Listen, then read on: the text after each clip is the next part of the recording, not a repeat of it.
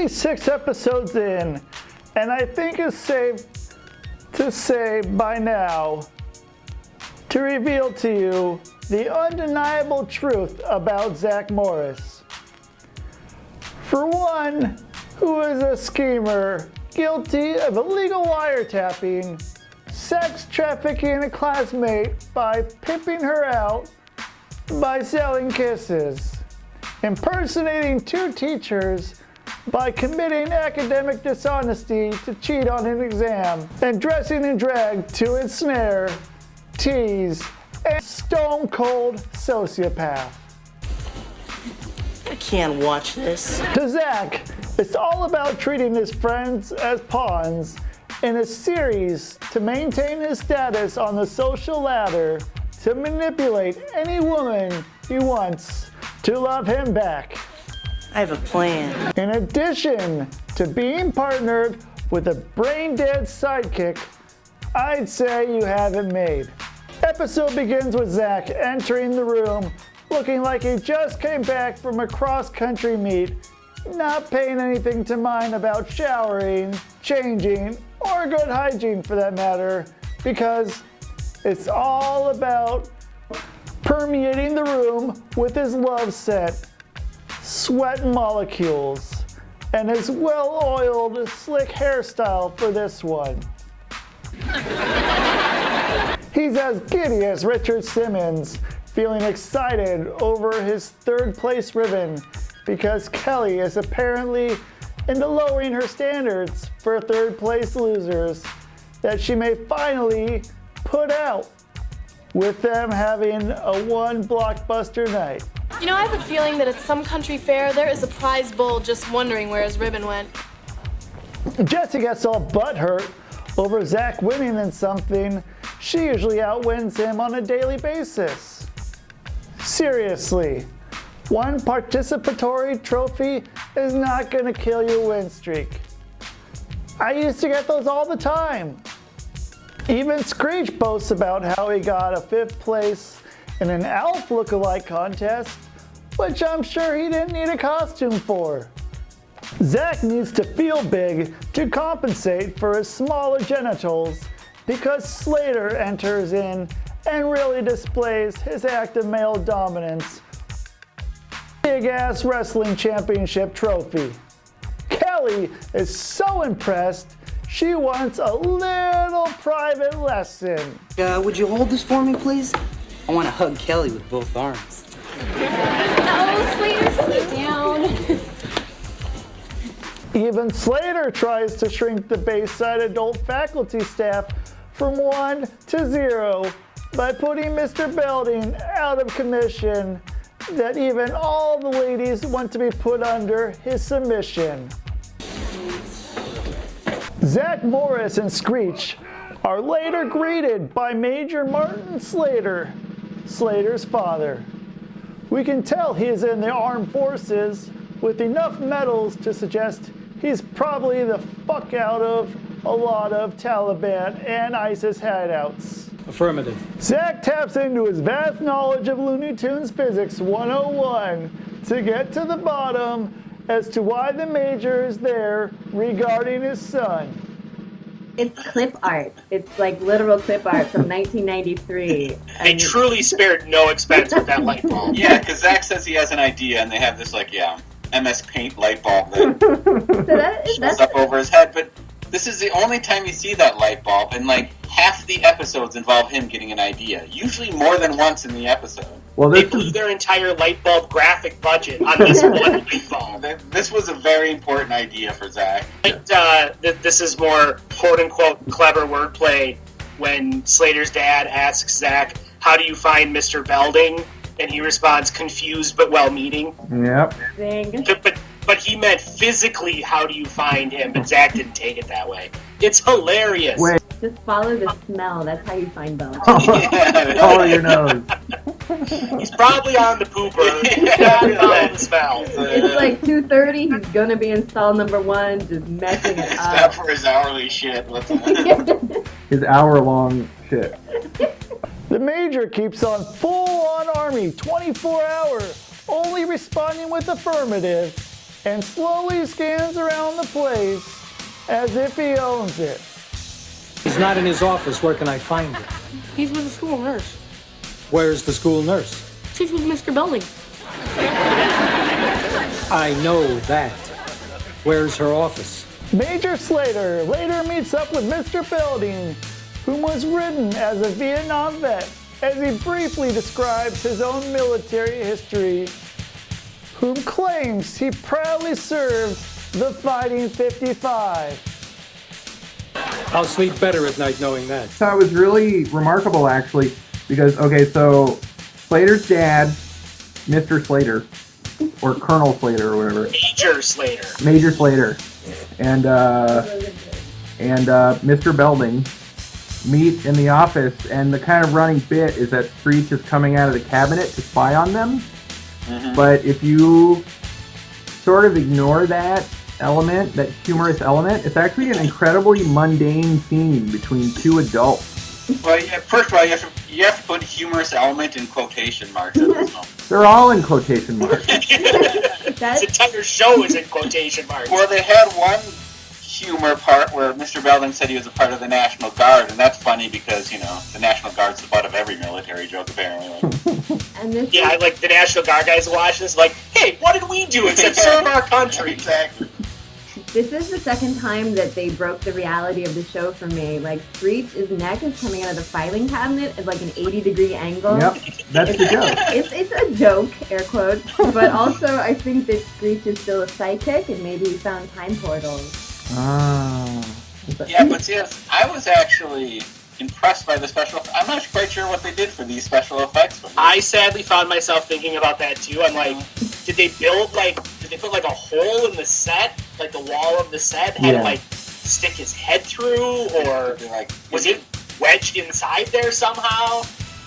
I genuinely thought about that too and could come up with no good explanation. It was Scooby-Doo worthy.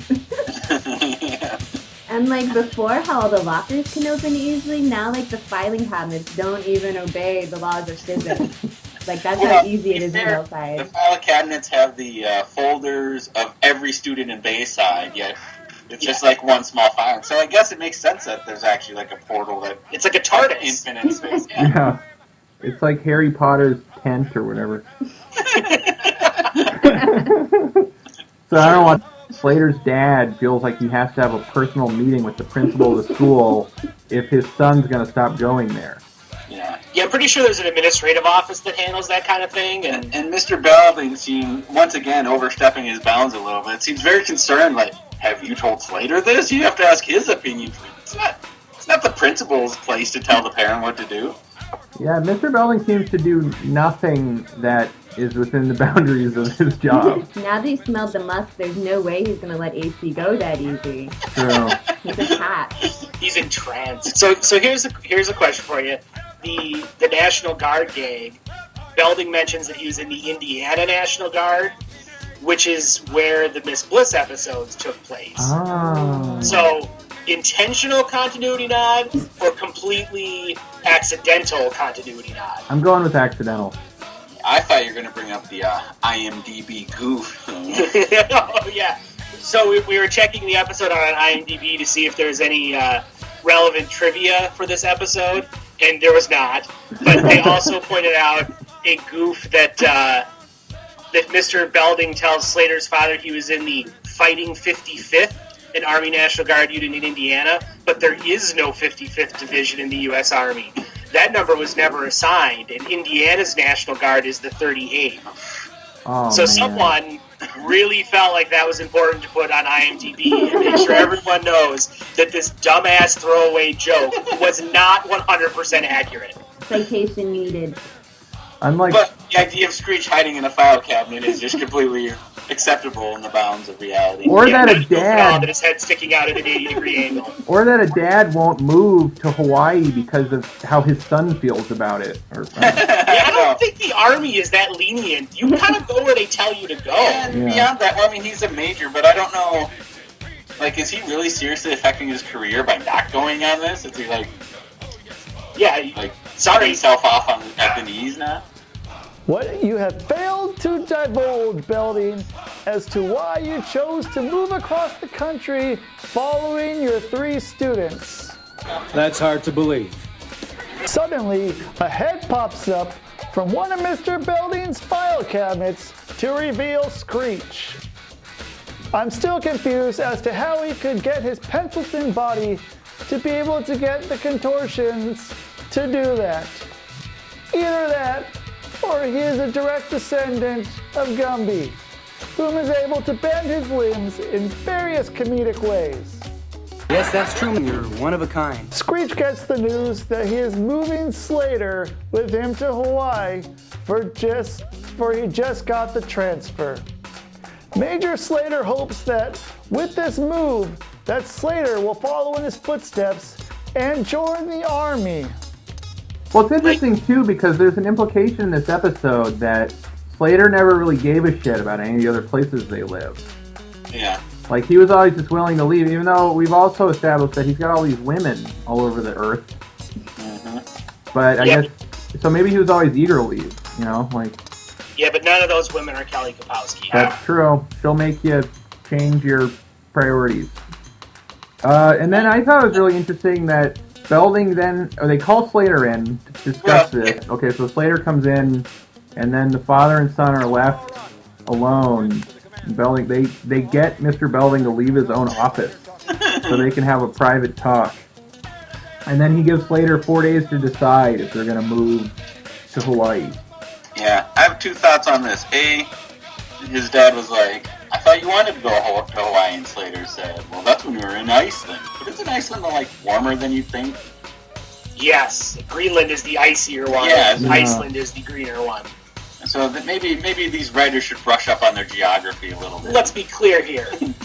Hawaii over either Greenland or Iceland would probably be preferred. Yes, and that's where I mean, we're from Minnesota, so for me, if it was like, would you like to live in Minnesota or Hawaii? There's not even a choice, but I suppose they're in California, so it's a little bit tougher for them. These are the same writers that didn't know about the 55th quadrant or whatever. The 55th Army Division. There you go. Then Mr. Belding, because he can't think of anything but himself and the soulless staff he works with, tries to talk Major Slater out of it in order to keep his state wrestling champion. Would you excuse us for a moment? Certainly, sir. 10-4. Major Slater insists that Hawaii is a much better environment for his son than this school crawling with stocky, creepy sociopathers left over from a defunct Disney Channel show. Well, I did when we were in Iceland. Zack and Screech later meet in the Holy of Holies, the royal throne of Bayside, to discuss the information Screech uncovered about Slater, while Screech does his best impression of Gollum from Lord of the Rings. He needs it. Must have the precious. It runs in the blood. That's alright. Just paint me blue and call me a Smurf. Screech and Zack meet in the bathroom, and Screech gets to the point that since Slater is the big man now, and now with Kelly gunning for him, he better hope Slater skedaddles to Hawaii. Now, there are many ways one could plan this strategy. You could either A, tempt Slater with a video travelogue of Hawaii, pointing out how brilliant it is with its tropical beaches, surfing, bikinis galore, and pizzas that blend meat with fruit in a way that is just wrong. But to them, that's living. Now that's the subtle way. Then there's the Zack way, with the medical scare of... It's called Mumbio Quadrilation Osis. It affects the brain. Then I think you have it too. Zack tells the girls he's dying from one of the most fake-sounding disease conceived by the history of network television, so the cure is to treat Slater like shit. Oh, that is crazy. Crazy? Well, sure, it's crazy. But if you care about Slater at all, treat him like dirt. If that's true, okay, because it would take a whole lot of sense to make sense of what he just said. Zach, that is ridiculous. Now what comes is an excellent play on words in the script between Jesse and Mr. Belding. Jesse thinks Mr. Belding is one insensitive asshole because he confirmed in so many outspoken ways of how he is toast. True Slater won't be with us much longer? Might as well kiss him goodbye. He's out of here. Jesse, life goes on. People come and go. You win some, you lose some. Real question we should be asking is whether Bayside High has any semblance of student privacy, as Mr. Belding is giving out confidential information out like free candy on Halloween to anyone who asks. Did you say yes? Afraid so. To really sell Slater's imminent demise and tie up all the sweet, sweet TNA to himself, Zach cooks up a list of symptoms they have to watch out for before the disease really takes hold. Symptoms begin to take effect on Slater, from sneezing, itching, loss of memory, all brought upon a weave of lies, and of course, 5 generations of Screech's ant farm. What's wrong with that? I was peeling onion day in home ec. The girls continue to treat Slater like shit to get his ass out of California, and even Zach steals Slater's trophy to make that point clear. Well, this is disgraceful. On top of 2 people mistreating him. Yeah. And Slater's like, 2 people were unfriendly to me, and now my trophy's gone. And he's like, I hate this school. Like, he's done with Bayside forever. He's ready to move after 2 minutes of poor treatment. Yeah, Zach said that the trophy that was stolen was going to be melted down to become Andre the Giant's shoehorn. Which He said that? Yeah. Seems like a very odd like, of all the things that would happen to a trophy, becoming a giant shoehorn for Andre the Giant. Well, because it was a really big trophy. Yeah, but why would you use the metal for a shoehorn? Anybody want a pita? It couldn't be a regular sized guy's shoehorn, and it has to be a wrestling thing. I suppose, yeah, it's a wrestling trophy, so it gets melted down for a wrestler. Yeah, see? And a shoehorn. No, it makes sense. That's He's still actually... alive then, right? Frankly, I would be proud if my wrestling trophy got turned into a shoehorn for Andre the Giant. It's a great honor in the industry. Better than leaving it in some dumbass glass case. Exactly. Surely, a day of getting the sand kicked in your eye should be enough for him to change zip codes instead of getting to the bottom of as to why he's so hated. Oh, I don't know. She just saw you coming in and then said, here comes that muscle-bound pea-brain Slater. She said that? Hey, would I have the guts to make it up? It's not unlikely. It's not until Kelly throws her heart out at Slater and pleads she will go with him just for an excuse for their own hot therapy. I really appreciate your offer to come to Hawaii with me. I mean, I can't think of anyone I'd rather spend my last days with than you, Jesse. Slater, I'm Kelly. Oops, memory lapse. The sudden desperate pleas for love and affection get Slater to catch on that this is yet another one of Zach's trademark sociopathic schemes. And one way to defeat Zach is to exact revenge on Zach. Zach, I feel so used. Slater meets up with Zach back in the bathroom, and rather than chew him out, he keeps up with Zach's song and dance routine to not rouse suspicion. Slater tells Zach that he feels used, and Kelly is really only going out with him to go to Hawaii for a free vacation, and this here, a signature Saved by the Bell brand, makes his first appearance. Zach's use of timeout. In these scenes, Zach is always breaking the fourth wall between the show and the audience as he makes the T sign with his hands. Here, Mario Lopez is frozen, yet wobbles like nobody's business until the time god Zach gives the all clear to set the universe in perfect harmony with his special words, time in. With this put in place, Why should we worry about the feelings of his friends? They're practically bottom feeders to him. Here, he is seen not just as Bayside's golden boy, but a living, breathing God. This is too good to be true. Yes, Zach is so overpowered that you just have to put it out of your head when and if they break out during crucial plot moments. And if Slater stays, Kelly stays. Believe me, they have some odd way of working out in the end. They'll get over it. You think so? Yeah, I've been putting them through this since the first grade. At the Slater residence, father and son have cooked up their own military house of horrors that would even make Sergeant Hartman of Full Metal Jacket give his own hell yeah. Let's say, so this was Slater's dad. I think it's their home, but it's kind of his office inside the home. Yeah. I was trying to think, was that like the bedroom set? That totally is the bedroom set. But they have like the sliding door on the back, which kind of really... No, it is, because it's got the window there, and you can see they just put like a wall up. But yeah, it's just the same set. Yeah, maybe they probably just took out the back wall and put in with the sliding glass door and all that. Yep. Yeah. I also love that in the scene, so Slater like runs out the sliding glass door when Zach's coming, leaves the sliding glass door open, and it's open throughout the rest of the scene. Yeah. Well, because Slater wants to hear what's happening. Yeah, you think, pull the screen door shut or something. And then, well, you hear the doorbell ring, and then, like, that's when Slater runs out. Then you hear a knock on the office door. So apparently Zach just let himself in. He's just like, he would do the that. doorbell's time to come in. I believe it.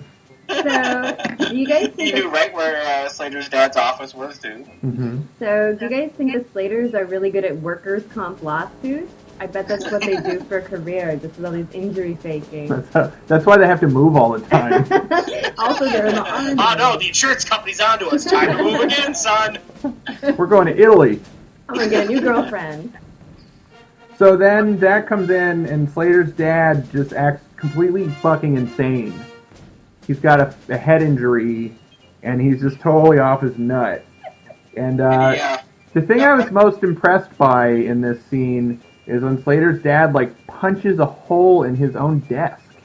Yes, and I'll say, I was wondering, that did they actually, for this ruse, buy a prop desk to break? Or did his dad just buy into the ruse so much, like, no, I'll just break my real desk, we can just buy it. Oh, I see what you're saying, yeah. I thought you were wondering if the actor was so strong that he punched through a desk. Saying in the universe. Yeah.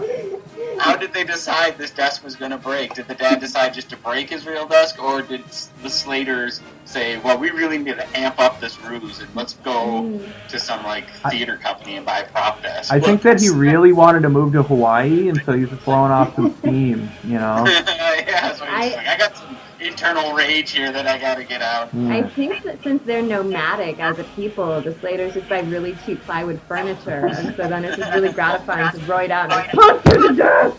That's a good point. I mean, it's got to be like all sub IKEA because they're constantly moving and. Yeah. They don't give a shit. Cardboard. So Zach is so frightened by Slater's dad's insane behavior that he confesses his whole scheme. And then Slater's dad pulls out a grenade. Yes. And then Zach just, like, runs off. He doesn't even run where he came from. He just runs off camera. Okay, so this is the first time that Zach Morris could use his time-stopping powers to probably prevent dying. Mm-hmm. He's got the grenade, and he's like, 5, 4, 3, 2, and Zach just bolts, right? But if it's a grenade, stop time, and then throw the grenade from the Slater, right? Yeah, and so apparently, Zach completely bought into the fact that Slater's dad was about to commit murder-suicide, right? Yeah. Like, he was just 100 on board, like, yeah, we're both dying now if I don't get out of here. But so he runs out and presumably never hears an explosion and doesn't think anything about it. Like, but he's like, I look like a pussy, so I'm just gonna keep running home anyway. It was a delayed grenade. He's like, I don't know when that thing's going off, but it's definitely a live grenade. He ran directly into the studio audience. His heart. You would have heard studio audience's heart. He ran right into their hearts. Cut to the Max, where the girls and Max are putting on a Hawaiian-themed farewell for Slater. The girls all appear in revealing hula outfits, and since they are girls, and being it's the 1980s, therefore contractually obligated to take off their clothes for all those horny boys out in the studio audience. And then, the most disturbing thing in the history of Saturday morning television, about as worse as pineapple pizza, is Screech as the Pineapple Princess.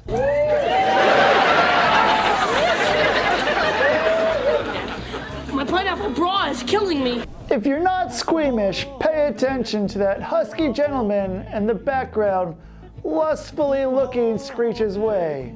Blame them, Brillo head? They all begin to do a Gloria Estefan like conga line, and I can't imagine what it would be like to be a new customer right now, especially around peak time for dinner, which I'm imagining they shot this festival at. You walk into the Max for the first time, thirsting for some mouth-watering burgers, fries, and a shake. And then you catch a glimpse of hot women in hula skirts. But then, that the owner, next to the cross-dressing male weirdo, engage with the girls as well. I don't know about you, but you just lost a customer. Zach returns with Slater's trophy, and that's when Slater knew he was on to his plan all along and went along as a way to get back at him. Yet, the girls get mad at Slater? I'm healthy. I never was sick. I just used it to get back at Zach. You're not sick? That is sick. How could he be in the hot seat for telling them that Zach was up to something? Surely that act would have given him some brownie points with Kelly. Thought she used you. Well, no, I used her to use you for you using me. Sounds like a used person a lot. Did not see it? Zach is a sociopath. This is the lowest. It was only to get back at Morris. Do I need to spell that out phonetically? You two can have each other. He was more than willing to sell Slater's soul to Hawaii, all for the personal gain, and then change his mind when he knew his girl wanted to ditch him to go to Hawaii with Slater. Screech, compared to these two, you look good. Which means, thanks for being slime balls. Honestly, this is the absolute worst thing Zach has done on the show to date. For all those concerned, maybe they ought to send an investigator out to Indiana to find out what happened to the rest of Mrs. Bliss. This is the lowest. Our plot is wrapped up in a nice bow when Zach reveals that he is not sad at all Slater's not leaving. Then the two agree they make good friends, competitors, and try to compromise to divide up the spoils between each other. And Zach are left alone, and they have a kind of a bro moment. And I really feel like this is the moment where they kind of accept each other and come to see. They're like, we're both really shitty people whose solution to everything is to con everyone and take advantage of people. And they sort of realize that they're soulmates.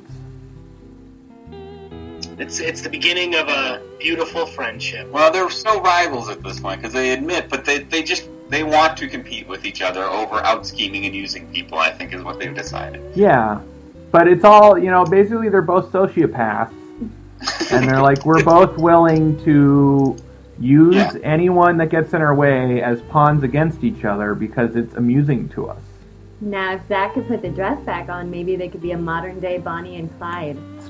Or an 80s Bonnie and Clyde. I will say, again, when the girls were leaving, Kelly said to Zach and Slater, you two deserve each other. And I think Slater was on board with that. He's like, yeah, I do deserve Zach. Yeah, he's into it. He's feeling it. And also, Zach admits that he's been tormenting all the girls since first grade with these kinds of mind games. That gives you a he's like, this is nothing compared. Remember when I bugged their bedroom? That was They're still just talking to me now. days ago. I know, and they forgot about it. They didn't think I'd bug a principal's office. So anyway, that's the end of the episode.